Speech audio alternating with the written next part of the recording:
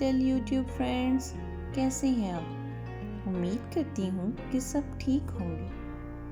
Story کے start سے آپ نے دیکھ ہی لیا ہوگا آج کی ہماری سٹوری تھوڑی سکیری، تھوڑی سی ہارر ہے۔ کہانی کا عنوان ہے لال حویلی کا راز۔ تو کہانی سننا شروع کرتے ہیں۔ ایک دفعہ کا ذکر ہے، قدیم جنگلوں کے درمیان واقع ایک چھوٹے سے قصبے میں ایک پراسرار حویلی تھی جسے لال حویلی کے نام سے جانا جاتا تھا۔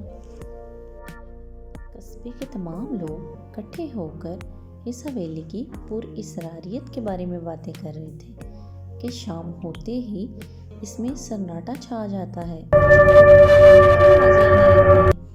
سارا قصبہ اس چیخو پکار سے خوف زدہ ہو جاتا ہے۔ اس ہجوم میں ایک املی نامی بہادر لڑکی کھڑی تھی۔ اس نے سوچا کہ وہ ضرور اس پریشانی کا حل نکالے گی اور اس راز سے ضرور پردہ اٹھائے گی کہ اس حویلی میں ایسا کیا ہے جس کی وجہ سے وہاں سے چیخوں کی آواز آتی ہے۔ وہ بہت پریشان ہوئی، وہ بہت بہادر بھی تھی۔ اس نے فیصلہ کیا کہ وہ آج رات ضرور جائے گی۔ اس کے دوستوں نے اسے منع کیا لیکن وہ پھر بھی چلی گئی۔ وہ ٹارچ لے کے حویلی کے دروازے کے سامنے کھڑی۔ وہ خوف زدہ بھی تھی۔ جو ہی اس نے حویلی کے دروازے کے سامنے قدم رکھا، چیخو پکار کی آواز آنے لگی۔ املی بہت پریشان ہوئی، اس کے جیسے پسینے چھوٹ گئے ہوں۔ اس نے مڑ کے دیکھا کہ اس کے پیچھے کوئی کھڑا ہے۔ جیسے ہی وہ داخل ہوئی، ٹمٹماتے فرش، بورڈز اور موم بتی کی روشنی نے خوفناک ماحول کو مزید بڑھا دیا۔ املی بہت پریشان ہوئی۔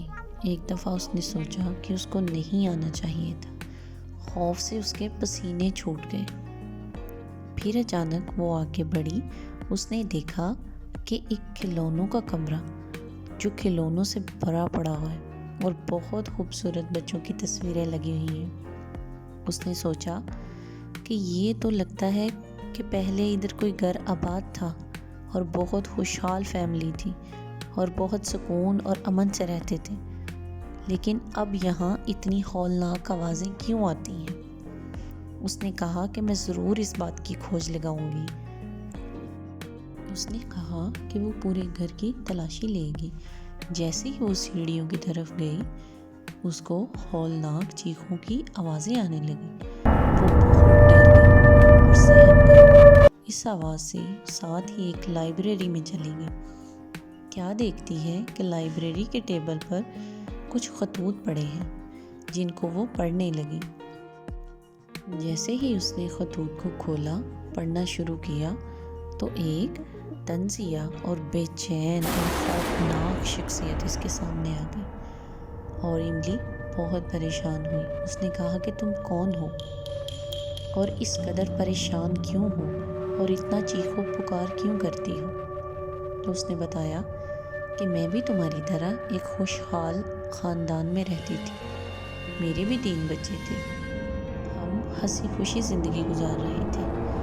ایک دن کیا ہوا کہ میرے شوہر کو کسی کام سے شہر سے باہر جانا پڑا اور ہمارا ملازم شامو لالچ میں آ کر اس نے مجھے اور میرے 3 بچوں کو کمرے میں بند کر کے کمرے کو آگ لگا دی، جس کی وجہ سے ہم تینوں جل کے مر گئے۔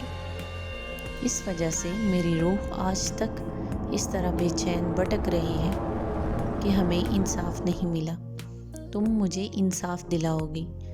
املی یقین دلاتی ہے اس کو کہ میں ضرور انصاف دلاؤں گی اور تمہارے قاتلوں کو ضرور تختہ دار تک پہنچاؤں گی۔ تم بے فکر ہو جاؤ۔ نئی فہم کے ساتھ املی نے بے چین روح کو سکون پہنچانے کے لیے ایک مشن کا آغاز کیا۔ اس نے حویلی کی گہرائیوں میں چھپے ایک طویل عرصے سے کھوئے ہوئے آثار کو تلاش کیا، سارے ثبوت تلاش کیے۔ جیسے ہی اس نے ثبوت تلاش کیے کہ وہ شاموں کو کس طرح تختہ دار تک پہنچائے گی، اس بے چین روح کو سکون مل گیا۔ جیسے ہی وہ حویلی سے باہر نکلی، ایک خوفناک چیخ کی بجائے ایک نرم اداس راگ میں بدل گئی۔